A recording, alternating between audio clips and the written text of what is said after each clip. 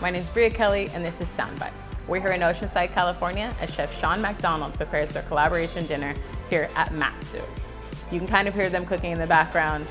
Sean, tell us a little bit more about yourself. So I do a lot of collaboration dinners. I love working with other chefs and going to their restaurants or coming to my restaurants, cooking alongside somebody, getting to know them, having fun in the kitchen. I feel like that's what we're all, we get into this industry to do it, and sometimes working at a restaurant, doing the same thing every single day, prepping the same things, it can be very, very stagnant and kind of, meticulous and kind of, get into a routine. And it's nice to kind of mix it up. And it's a night that we can create a unique experience for guests, something fun, and just enjoy and love what we do. It can be that simple, right? It's like, yeah. You don't have to have direct relationships with someone, but you can make them and build them. Exactly. A lot of my friends in the industry, actually, we've become friends just from doing a dinner together. It can be a very competitive industry where a lot of people don't really reach out or don't know how to reach out or, don't know how to contact each other. You go support each other at each other's restaurants, but it's like kind of breaking down that barrier and saying, hey, I'd love to cook with you kind of thing. And then you go from there, and friendships a lot of the time form from that. I was in Canada in the industry for over 10 years, born and raised in Canada. It's been such a positive change in every single way. It's been so amazing. Everyone's so nice and so welcoming, and just went into my groove and just love it here. As an entrepreneur and as a creative, what are you taking from your previous experience and bringing into this new one as you set to have a new future? Definitely the spot that I'm opening up and looking for right now, I'm looking for a location. But the spot that I'm going to open up here is going to be refined but casual, welcoming. I opened up a tasting menu in Toronto originally. Was there like 16 hours a day working all the time. Coming out to LA, you kind of want to have more of a work-life balance. I want more like, lifestyle. I want more freedom. So I'm going to open up something that's very tasty food, very simple but executable, and just a fun energy and atmosphere in it. On the topic of work-life balance, you've spoken out about mental health. How do you support your peers who may be going through the same type of situations? Yeah, I think restaurants in themselves are very demanding and very physically, emotionally demanding. It can be very grueling and tiring. One thing that I recommend, honestly, it's very important to be able to take time off, to be able to go to the gym, working out, getting those endorphins, and then also just being able to take yourself away from that restaurant, shutting your phone off the days that you have your days off, eating healthy, just really focusing on your personal self outside of the restaurant, because when you're there, you're focused and it's intense and so much work, but you really need that break to be able to mentally stay positive. It's so tough, but that's what I recommend. As soon as I started working out and you have time for freedom for that kind of stuff, it's just amazing. And you can guess that that's something that you'll bring into your new kitchen. Yeah. As you start to build it. Yeah, exactly. I want everybody to be able to, we got into this industry because we love doing it, and when we want to have fun, but there's got to be that balance where we're not working all the time and just doing grueling hours. There's got to be that balance where we can have fun as well in life. I consider you a creative. I've seen your work on the interwebs. Yeah. I consider you a designer-esque plater. Yeah. There's lots of geometry, lots of clean lines. Some things aren't as they present. Yeah. Is that a style that you plan to keep? Is that fun for you? So, and kind of where did it come from? Yeah, thank you. I don't know. It's just I was always growing up very into art. My mom was an artist. I got into it that way, so it was kind of the medium that I'd present my art, food.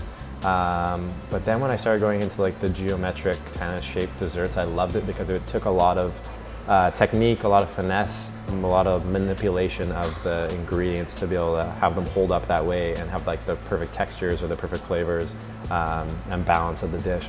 I always just want to push myself to make something even more technical and almost more aesthetically pleasing to the eye. So I love that kind of look.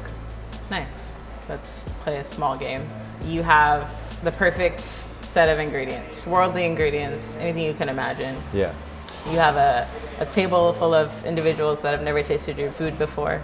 How do you present yourself, or what's your first take or first thoughts on the dish you present them that represents you as a chef? Honestly, the way I like to cook these days, and the way that I honestly cook for people when I go to their homes, or say I have friends over for dinner, or I'm trying to impress somebody, is I do it very simply, just like a protein or a vegetable with a sauce and some sort of texture, like 3 components, very well balanced.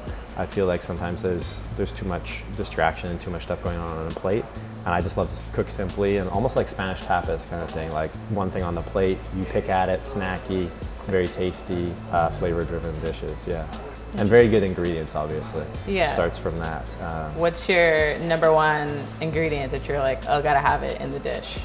Honestly, onions. Onions. I love onions. I use onions in like everything. They're just so versatile. They're kind of like an egg. Types. Yeah. You can do so many different things. It just adds such a balance of flavor to everything. As chefs, you kind of have like that ingredient that you always kind of throw in, and we'd always pick that out with all of our like friends in the industry. But mine's pretty much like pickled shallots. I like to toss that in everything. It just like balances the dish out so well, because it's like acidity, sweetness, and then you get that like flavor of onion as well. I'm with you. That's probably mine as well. Yeah, it's fire. It's good. A pickle of any sort. I think I'm kind of obsessed with fermentation and pickling and salty, sweet, acidic. Yeah. You're a young chef, and people are reaching out to you to collaborate. How do you, in essence, feel about that type of role? I love it. I was thinking about it the other day. I was like, I'd love to just be like a kind of like a travel collaboration chef. That's I think a lifestyle. Yeah, honestly, like traveling different places, seeing the city, the culture, and then just like cooking a dinner with a chef. And it's like a bond that you create with these chefs when you do these dinners. It's like, when you do something that's crazy, say you bungee jump with people, and say you did that with someone, it's like you have this stronger bond because you did that, because you went through that. It's almost like that with these dinners. So like you spend like 3 days in the kitchen with the chef, you go to eat places, you have drinks or whatever, you hang out, and you just like form this friendship that's like so strong, and you just want to keep doing these dinners and have fun with it. So I'd love doing that. Whenever people reach out to me to do dinners, I'm always game for it. So, what obstacles did you overcome then that you foresee maybe an issue once you really start in getting down to the gritty of opening a restaurant again? I don't know. I don't see anything. I'm a very like optimistic, positive person. I'm always just like, yeah. I mean, I'm just really excited. We're just trying to find a location right now. Being very particular with it because it's got to be perfect. Maybe that's what other people see in you, like the ambition and the confidence. I think so, maybe. Maybe. I have my days, for sure. Try to be in the room with people who build each other up. Always try to get each other to the next goal and push each other and be the best version of themselves. And that's why I think is amazing about LA and like moving to LA. Everyone here is so positive about making each other grow, and it's not like you compare yourself in a bad way, but you look at somebody and you'll be like, maybe I need to like adjust that portion of my life. Maybe I need to go to the gym more, maybe I need to eat healthier more, or maybe I need to be more business savvy. Like you see things and you like create this like best version of yourself while you're living here, which is amazing. Everyone pushes each other, everyone's so supportive, and they're just helpful. Like they're like, hey, do you need this, do you need that? And they're just willing to help, and it's so like nice and refreshing to feel that, but then also for you to have like a positive outlook and be like, I just want to be the best version of myself here, because everyone's trying to be the best version of themselves here. Yeah, I love that. Yeah. Well, I'm going to talk a little bit about the coats. Yeah. You're wearing one of them now. They are sustainable, so we do use recycled poly cotton in the making of them. Yeah. What is your first impression? They're great. I like the sleeves, they're really, really nice. Breathable. The mesh. It's just like the most sweltering day on the planet here. Yeah, we're all a little toasty here in right Carlsbad. But it's great. I mean, this is kind of what it's like if you're standing by a pot of boiling water in the kitchen, so it's nice. A big part of it and the launch of the line is about sustainability, health and wellness, and from a general overall perspective, and all the things you say about like mental health and wellness and work-life balance is cool for me to know that that's like at the forefront of your thought process. Yeah, no, and I'm excited to be a part of it. I think even with that, with everything going on right now in the world and everything, making sure that you're happy and making sure that you're okay is like a very important thing, and being sustainable and being healthy. And and I mean by sustainable in the aspect of like whatever you're doing, can you continue doing that in a healthy manner, or are you gonna like fizzle off, or are you gonna burn out, or like whatever. So like being sustainable in that way. And where do you pull your inspiration from, Sean? I googled like minimalistic art. And then something came up and there was like this picture of these kind of squares in a way, and I was like, maybe I could do a dish that kind of like looks like this. Then I did the dish, and I immediately looked down at it. I was like, I love this. This is great. Posted it on Instagram. Some people were like, wow, this is great. And then also I got like DMs and comments like, this is shit. Like, this is so stupid, blah, blah, blah, blah, blah. And I was like, I'm doing the right thing. I'm on the right path. Because if you're getting hate, you know, you're doing, you're upsetting some people. The balance of those two. Exactly. So then I started to do it more. Sometimes I'm like, I'm a certain way, but other times when like people are getting upset or like say something's ruffling the feathers with people, I know like maybe you should do this, because whenever people in history have done stuff that's different, people are always like upset or don't like it at first. So I started doing it more and I started loving it. But the main focus with that is like having the textures down right and the flavors and like the mouthfeel. Because if you do it, it has to be very delicate textures, or else it's just going to be like all the same kind of like, I don't know, it's hard with the shapes. Like I'll just see little things, and as soon as I see something that inspires me, I'll like go into my notes on my phone and I'll like write it down, or I'll like draw a little picture on a piece of paper and like put it in my pocket, take a photo of it on my phone, and I'll like circle back to that stuff when I have new cooks or new chefs work under me or whatnot, or at my restaurant, or say I go do a collaboration dinner, I'll see a technique that they use and I'll be like, how do you do that? And just completely rip the idea off. No, I'm just kidding. But like the technical aspect, I'll be like, okay, how did you guys do that? What's that? Different things, you know. That's the thing about being a chef. You like go work at 3 different places. Say you like worked at 3 different fried chicken places. You'll take their recipe, and then make your own hybrid of it, because you're like, well, I like this aspect of that for the fried chicken, and this aspect of that, and then you come and you create your own thing, and then, you know, then other cooks come and learn that idea from you too. So it's just creating like a repertoire of the best way of cooking for different things. I think that's more so common now. The same with like cultures, right? Yeah. It's like you take aspects of certain dishes from certain cultures, and what we are inspired from as pieces of all of these things, and usually we end up with some hybrid Korean Creole fried chicken. Exactly. We can learn many technical things, and whatever works for us at the moment is the one we're going to use.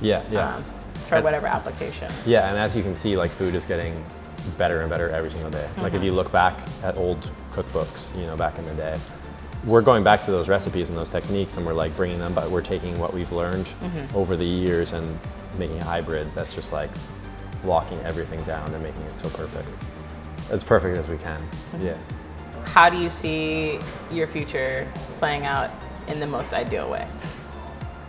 I want to wake up happy every single day, doing what I love, making food, spending time with friends. I mean, ideally 5 years from now, I want my career to be in a place that I can take a step away, and every night of the week I can have friends or family over and have like kind of like a dinner party, and we can all just sit around the table and talk about memories and laugh and eat really tasty food and just spend time together.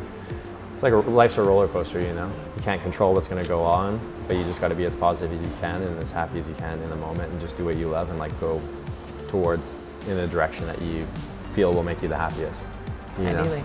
I used to set goals that were out of my control. So I used to set goals, I'd be like, okay, I'm gonna open up a restaurant and I want it to be the best new restaurant, or I want it to be this. But it's like, I'm in an industry where it's not like a mathematical equation. Like I'm not gonna, you know, it's not I'm gonna win or I'm gonna lose. It's like the people who are judging it could not like, you know, their palate could not be set up for the food that I make. You know, they might like stuff that's more savory and maybe I make stuff that's more sweet.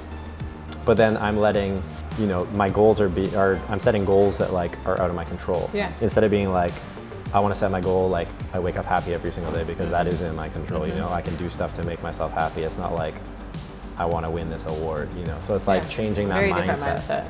Set goals to how you want to feel in 5 years, and like what's going on around you type of thing in your life and in your career and like whatever. And I feel like that's more achievable than being like, I want this. Yeah, I think to achieving your work-life balance, I think you're pretty close. From what I hear. Yeah, I'm getting there. I'm almost You're dialing it in. Yeah, I'm waking up with more of a smile these days. So I can't complain at all.